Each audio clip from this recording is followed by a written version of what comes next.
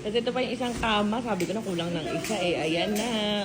Anyway guys, nakaganyan nga siya. Kaya ang dali lang niya i-ship. Tapos babaklasin lang siyang ganyan.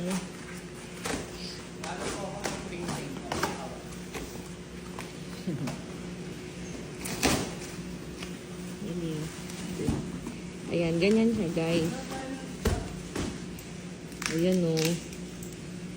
Tapos may kasama na siyang pangkat.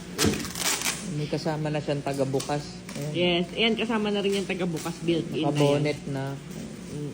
Pero may video ko kanina, walang bonnet. Kita hanggang anit.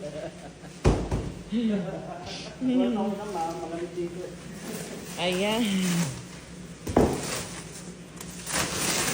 Ayan, ganyan siya guys. Tingnan mo, sealed na sealed talaga sila.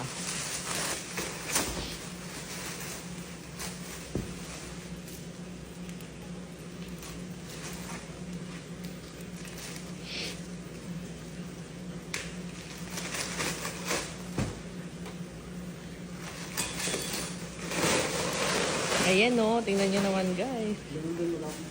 O, diba? Ito yung kagaya ng isa kanina. So, papakita ko sa inyo kung anong itsura niya. Ayan, tapos slice mo lang siyang ganyan. And, charan. O, diba? Ganyan lang siya kanipis para. Pero pagka inopen mo siya, talaga ganito rin yung kama sa taas eh. Kasi yung meron room sarili sila baby. Pero minsan gusto namin nasa kwarto sila kasi, saka si ate, dun sila sa kama na ganyan. Ngayon, bumili ako ng isa pa. Kasi yung isa kong kama ganito, eh baka mahulog si baby. Kaya, ayan, bumili ako ng kagaya nun. Ito medyo manipis to, pero sobrang lambot. Hindi para siya disc-frame, para siyang cotton na makapal. Ganyan siya guys, o, tingnan nyo. Ayan o, diba? Tapos ang ganda pa nung kanyang cover. Medyo manipis to guys. Unlike itong mga ganito. So, ayan o, diba? Ang sala. Ayan, pakita ko to sa inyo. Ito talaga yung medyo nabetan ko. Kaya sa mga mami, ito ang itry nyo. Kasi, alam nyo, protected yung anak nyo dito eh.